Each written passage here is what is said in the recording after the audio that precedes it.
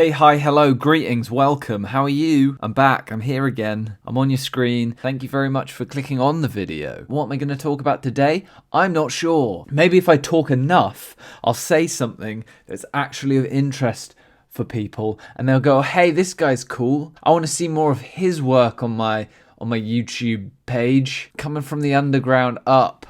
Building a new YouTube, building a new social media, just to turn the algorithmic social media hellscape into something nice, something positive. Are there people more deserving and making better stuff than me? Yes. You should follow them. In fact, it's a new year, it's not a new me, but check in the description. I'll just post some random YouTube channels that I'm watching at the moment and I like. I don't even know fully what that's going to consist of, but I'm going to post it down there anyway. It is a bit of a lie that I don't know what I'm going to talk about because look what I'm doing. I should definitely talk about this. In fact, I've probably titled this video something to try and get people to click on it, to try and get people to watch it. One of my most viewed videos, like, let's not talk about numbers. I sort of made a promise to myself that I'm going to stop being so self-aware of this channel. I think I've gotten to the point where being self-aware of your YouTube videos, being self-aware of the content and what you're saying can be endearing to an extent.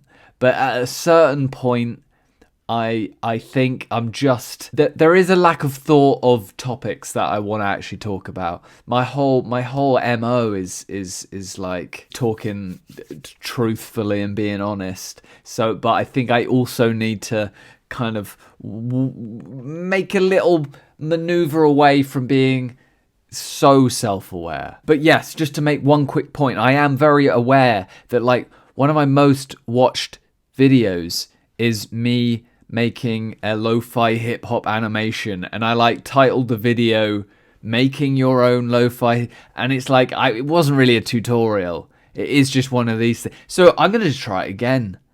I'm not entirely sure what this video is called, but it's probably something along those lines. So if you're here and you want to make pixel art, you want to make videos, you want to get commissions, you want to make music, you're a creator, you're in the right place, not necessarily to learn how to do those things, but just to be around a general positive and motivating vibe. That's what I want to give out. I don't know the tips and the tricks. I don't know how to be a good teacher, but at least I'm motivating you.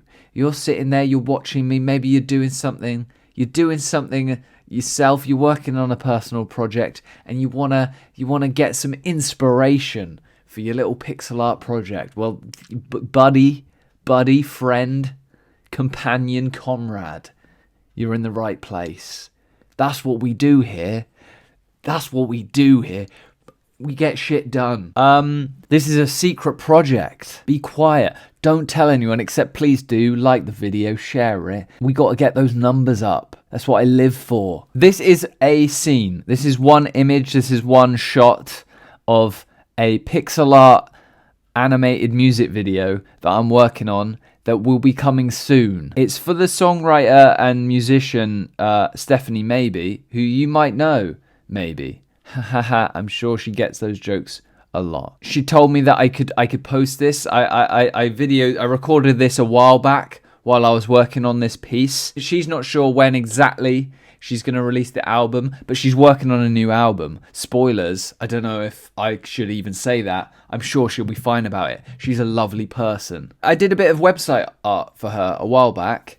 She found my stuff through my YouTube, through my videos. She's a big fan of my style, so she's been great in commissioning me in so far as she sort of lets me create anything. She like lets me create the thing that I want. She had a general idea for what this video was about, but she just let me sort of run with the idea and make what I wanted to make. I really like her music. She's like one half like singer-songwriter acoustic guitar, and then one half like really charming sort of electronic chiptuney adventure timey vibe. like very calm and peaceful. I feel like my pixel art stuff matches her style. I'm really appreciative that she's commissioned me. I'm not going to reveal too much about the song that I've been working on.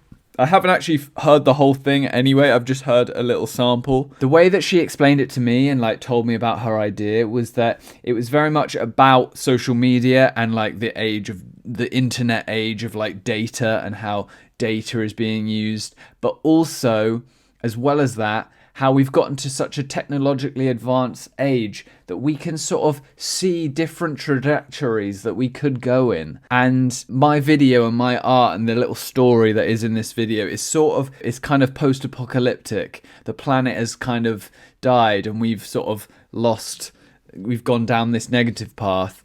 And the story's about like glitches and things that go against our current algorithms, things that go against the current trajectory that we're going towards.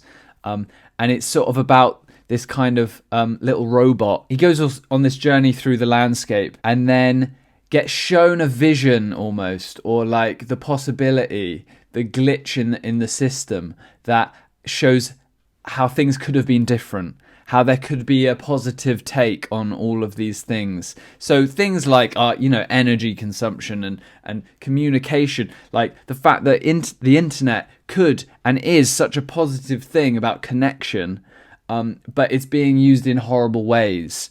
How energy consumption and business and jobs are destroying the planet and not working for us, but with almost the idea being a simple switch, like a change in perspective and actually some work into things that are more important than just like profit and destruction could lead to the same things existing but better. One of the articles she showed me was just about, it was a podcast or a radio talk or an article, I think, about just reimagining roads, for example. Just reimagining how we have high streets in our cities and how much green space there could be.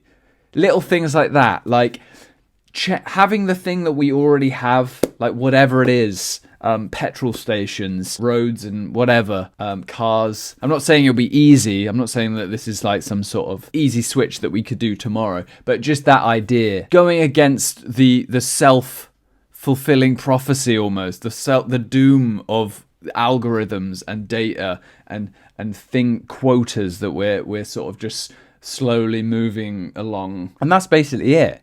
And that's basically what this image is. What you're watching now is me, one of my ideas that just sort of came to me instantly when I was thinking about the video that I had imagined was of a petrol station or a gas station if you're in America. I was very much inspired by Twin Peaks, as well as, I don't know where I'd seen neon lights in a forest, but I feel like that's just something I've picked up as well. I'm also inspired by previous works that I'd done that were also kind of based off Twin Peaks. But yeah, that's what this is. You'll see me animate it at the end. This video doesn't really explicitly show me animating it. This time lapse is just me drawing it. I'm really pleased with the outcome of this one, so I hope you enjoy it. I've just described like the plot of the video and all that and all those ideas. I can't remember whether I've explicitly talked about it in a video, but one idea that I've been recently really interested in is Solarpunk. It's a really cool sci-fi genre that I think we need to get behind. I'm not the first person at all to like talk about it in this way, but I feel like since we're living in this world where we're sort of obsessed with dystopian futures, global warming, climate change, like obviously it's so easy to doom and gloom about it. It's just quite interesting that I've seen scientists also saying how we need to, scientists who are in the public eye who have been saying, climate change is leading to disaster for everyone for years, decades. There is this idea out there now that, we need to say it in a positive way to sort of have the positive spin on it, because it's getting ridiculous at this point, I feel like most people know it's something we need to do, and it's just such a shame that the people in power, the people in business, people who like are in control of these things, energy consumption or whatever, they're just not thinking. They're just only on one track. As well as that, in our fiction, you know, dystopian worlds, post-apocalyptic futures, sci-fi films. I feel like 9 out of 10 sci-fi films are about like, the world is over, we've failed, and they're surviving, blah, blah, blah. Maybe there's a glimmer of hope, but it's always that, always dystopia, always just like, look how things are messed up. Anyway, Solarpunk, you know, there's things like cyberpunk, there's things like steampunk, there are all these different genres of sci-fi, but Solarpunk is a fascinating, really cool idea and genre and thing. What it sort of normally shows is a future where we've turned a corner and we are living in harmony with nature. So lots of the science, lots of the sci-fi, lots of the technology is very, you know, it's about solar power, it's about green energy. And in some ways, the society is sort of more primitive, more close-knit, smaller communities. But the technology is still like very advanced. The technology is heavily, you know, green energy, solar power, wind power, all that. And sort of humans and nature are living more harmoniously. And it's just really cool.